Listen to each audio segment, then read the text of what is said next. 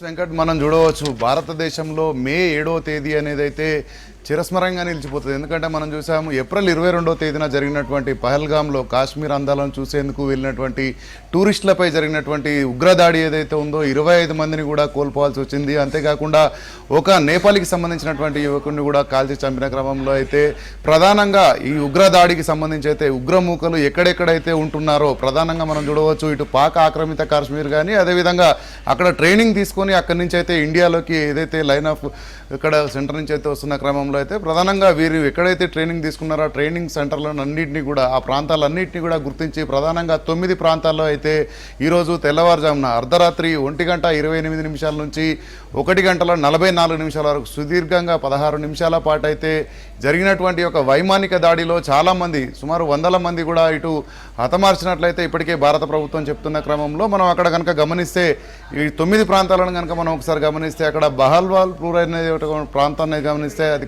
ప్రధానంగా అక్కడ ఏదైతే ఉగ్రవాదులకు ట్రైనింగ్ ఇస్తున్నటువంటి సంస్థ మనం చూడవచ్చు జైషే మహమ్మద్ సంస్థకు సంబంధించినటువంటి ప్రధాన కార్యాలయం కూడా అక్కడే ఉంది. ప్రధాన కార్యాలయంలో అయితే ఇక్కడ మసూద్ అజార్ నేతృత్వంలో అయితే దాన్ని కొనసాగిస్తున్నారు. ఈ క్రమంలోనే చాలామంది ఎవరైతే అక్కడ ఉగ్రవాద శిక్షణ తీసుకొని ఇటు భారతదేశానికి ఇటు లైన్ ఆఫ్ కంట్రోల్ దాటుకొని కూడా అక్రమంగా ఇటు భారతదేశంలో చొరబడి మనం చూసామున్న పహల్గామ్ ఘటన కూడా ఇదే విధంగా జరిగింది. అక్కడ ఉన్నటువంటి మంచు కొండలు అడవులను అయితే దాటేసుకొని కూడా అక్రమంగా ఇటు దేశంలోకి చొరబడి అయితే ఇటు ఉగ్రవాదులు గతంలో మనం చూస్తున్నాం చాలాసార్లు కవింపు చర్యలు చేయడంతో పాటు చాలామందిని కూడా హతమార్చినటువంటి పరిస్థితులను అయితే మనం గమనించడం జరిగింది. ఈ బహవల్పూర్లో జరిగినటువంటి ఒక ఉగ్రదాడిలోనే సుమారుగా 80 మంది ఉగ్రవాదులు కూడా ఈరోజు మృతి చెందినట్లయితే మనకు ప్రాథమికంగా సమాచారం అందుతుంది. దీనికి సంబంధించి అయితే భారత ప్రభుత్వం ఈరోజు 10 గంటలకు కూడా పూర్తి వివరాలు తెలియజేసేటువంటి విధంగా అయితే ఇప్పటికే సమాచారం ఉన్న క్రమంలో ఈ యొక్క బహవల్పూర్లో జరిగినటువంటి యొక్క ఉగ్రదాడి ఏదైతే ఉగ్రవాదులకు ట్రైనింగ్ ఇస్తున్నటువంటి సంస్థ ఉందో ఆ ఒక్క ప్రాంతంలోనే సుమారుగా 80 మంది కూడా మృత్యువాత పడ్డట్టు మనకు తెలుస్తూ ఉంది. అంతేకాకుండా మరొక ప్రాంతాన్ని కనుక మనం చూసినట్లయితే అదే ప్రాంతానికి సమీపంలో ఉన్నటువంటి ఏదైతే లాహోర్కు సమీపంలో ఉన్నటువంటి మురిద్కే ప్రాంతం కూడా ప్రధానంగా ఇటు ఉగ్రవాదులకు శిక్షణ ఇచ్చేటువంటి ఒక ఏదైతే సంస్థ ఉందో లష్కరే తోయిబా మనం చూడవచ్చు. దేశంలో ఎక్కడ కూడా దాడి జరిగిందంటే దానికి సంబంధించినటువంటి ఆనవాళ్ళు కానీ మూలాలన్నీ కూడా పాకిస్తాన్కు సంబంధించినటువంటి ఉగ్రవాద సంస్థలదై ఉంటుంది. అందులో ప్రధానంగా లష్కరే తోయిబా కూడా ఇటు ఉగ్రవాద కార్యకలాపాలకు పాల్పడుతుంది. వారికి కూడా మనం చూస్తున్నాం ఇటీవల పాకిస్తాన్కి సంబంధించినటువంటి మంత్రే స్వయంగా ఒప్పుకోవడం జరిగింది పాకిస్తాన్లో ఉగ్రవాదులకు ట్రైనింగ్ ఇస్తున్నామని. సో ప్రధానంగా ఈరోజు జరిగినటువంటి దాడిని కనుక మనం గమనిస్తే పాకిస్తాన్లో ఎక్కడెక్కడైతే ఇటు లష్కరే తోయిబా కానీ అదేవిధంగా జైషే మహమ్మద్ కానీ దాంతోపాటు జమావుద్ దవాకు సంబంధించినటువంటి ఉగ్రవాద సంస్థలు అన్నిటిపై కూడా దాడులు నిర్వహించడం జరిగింది. అక్కడ ఉన్నటువంటి ఉగ్రవాదులందరినీ కూడా ఏరివేసే ప్రక్రియలో భాగంగా జరిపినటువంటి దాడిని కూడా ప్రపంచ దేశాలు కూడా మనకు ఏంటంటే భారతదేశంలో ఇటీవల జరిగినటువంటి ఉగ్రదాడి నేపథ్యంలో వారికి ఖచ్చితంగా హక్కు ఉంది. అంటే భవిష్యత్తులో ఇంకా ఉగ్రవాదులకు సంబంధించినటువంటి దాడులు జరగకుండా ఉండాలి అంటే ఇటు పీవీకేలో ఉన్నటువంటి యొక్క ఈ ప్రాంతాలలో ఇటు ఉగ్రవాదులు ఉన్నటువంటి సమాచారం మేరకైతే ఇటు భారతదేశం చేసినటువంటి దాడులను కూడా సమర్థిస్తున్న క్రమంలో ఈ మురిద్కే ప్రాంతంలో కూడా ట్రైనింగ్ తీసుకున్నటువంటి లష్కరే తోయిబాకు సంబంధించినటువంటి యొక్క ఉగ్రవాదులు కూడా ఈరోజు ఉదయం జరిగినటువంటి దాడుల్లో మృతి చెందినట్లయితే మనకు తెలుస్తూ ఉంది. ప్రధానంగా మనం ఈ రెండింటితో పాటు మనం ప్రధానంగా చెప్పుకోవాల్సినటువంటి ప్రాంతం ఏంటంటే కోట్లీ అనే ప్రాంతం. అంటే ప్రధానంగా ఈ ట్రైనింగ్లో భాగంగా బాంబులు ఏ విధంగా ఆపరేట్ చేయాలి, అదేవిధంగా ట్రైనింగ్ శిక్షణలో భాగంగా వారిని ఏ విధంగా ఇటు ప్రపంచ దేశాలు అంటే భారతదేశంతో పాటు వివిధ దేశాలలో ముఖ్యంగా పాకిస్తాన్లో కూడా వీరికి సంబంధించినటువంటి యొక్క ఇన్వాల్వ్మెంట్ ఉంటుంది. కొన్ని ప్రాంతాలలో ఈ ప్రాంతాలకు మధ్య జరుగుతున్నటువంటి చిచ్చుల కారణంగా కూడా వీళ్ళు చర్యలు తీసుకునే క్రమంలో ఇటు ఉగ్రవాదులకు సంబంధించినటువంటి చర్యలు భారతదేశం పైన ఏ విధంగా వాళ్ళు ఇక్కడ యాక్టివిటీస్ చేయాలనేటువంటి అన్ని అంశాలపైన కూడా ఈ కోట్లీ అనేటువంటి ప్రాంతంలో కూడా ఉగ్రవాదులకు శిక్షణ ఇస్తున్నట్లు ఇటు ఇంటెలిజెన్స్ ద్వారా ఉన్నటువంటి సమాచారం మేరకైతే 9 ప్రాంతాలలో ఈ కోట్లీ ప్రాంతాన్ని కూడా ఇటు భద్రతా దళాలు అయితే ఈరోజు ముఖ్యంగా వాయుసేన అయితే అక్కడికి వెళ్ళి దాడులు చేయడం జరిగింది. భారతదేశంలోనే ఉండుకుంటూ 100 కిలోమీటర్ల పరిధిలో ఉన్నటువంటి ఈ యొక్క ప్రాంతాలన్నీ కూడా ఉగ్రవాదులకు ట్రైనింగ్ ఇస్తున్నటువంటి సంస్థలు కానీ సంస్థలు నిర్వహిస్తున్నటువంటి సెంటర్లపై అయితే ప్రధానంగా దాడి చేయడం జరిగింది. ముఖ్యంగా మనం చెప్పుకోవాల్సిన మరొక ప్రాంతం ఇక్కడ కోట్లీతో పాటు కోట్లీ పక్కనే ఉన్నటువంటి గుల్పూర్ కానీ రాజౌరి కానీ ఈ ప్రాంతాలన్నీ కూడా అక్కడి నుంచి ప్రధానంగా ఇటు ఇండియాలోకి వచ్చేటువంటి ప్రాంతానికి ఈ గుల్మూర్ కానీ అదేవిధంగా రజౌరి అనే ప్రాంతాలు కూడా దగ్గరగా ఉంటాయి. ఈ ప్రాంతాల నుంచే మనం ఇటీవల జరిగినటువంటి పహల్గామ్ దాడి కూడా ఇక్కడి నుంచే జరిగింది. మనం చెప్పాలంటే ఫార్వర్డ్ ల్యాండ్ ప్యాడ్గా కూడా చెప్పవచ్చు. అంటే ఇటు భారత భూభాగానికి అదేవిధంగా పాకిస్తాన్కు మధ్యలో ఉండి అక్కడ ఒక ల్యాండ్ ప్యాడ్గా కూడా దీన్ని వర్ణించవచ్చు మనం.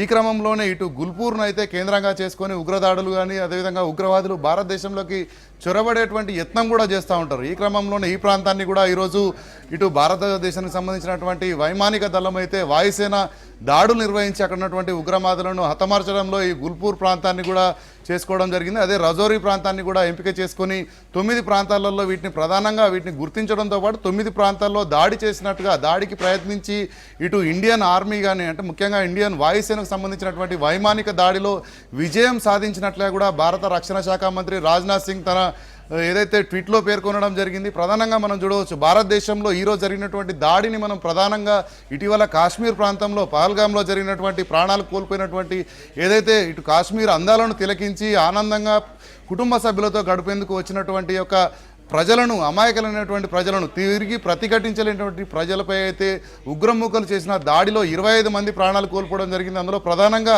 ఇటు మగవారినే టార్గెట్ చేసి వాళ్ళ భార్యల ముందు వాళ్ళ కుటుంబ సభ్యుల ముందు చిన్న చిన్న పిల్లల ముందు అయితే హతమార్చిన క్రమంలో అయితే దానికి గుర్తుగానే అంటే వాళ్ళకు సంబంధించినటువంటి బొట్టు ఏదైతే మనం భారత సంస్కృతి ప్రకారం అయితే ఇటు మహిళలకు బొట్టు ద్వారానే తన భర్తకు సంబంధించినటువంటి ఒక ఐదోతనంగా భావిస్తూ ఉంటారు. ఈ క్రమంలోనే వారి బొట్టును చెడిపే విధంగా వాళ్ళ కుటుంబాలను ఆగం చేసి అదేవిధంగా వాళ్ళని చంపేసి వాళ్ళ కళ్ళ ముందే ఈ విధంగా చేసినందుకు కారణంగానే ఈ యొక్క ఆపరేషన్కు సింధూర్ అనేటువంటి నామకరణం చేయడంతో పాటు ఈ యొక్క దాడులను కూడా వైమానిక దాడులను కూడా ఇటైతే భారత ప్రభుత్వం ఈరోజు నిర్వహించింది. దీనికి సంబంధించి మనం ఇప్పటికే చూస్తే వీటితో పాటు మనం చాలా ప్రాంతాలను కూడా గమనించవచ్చు.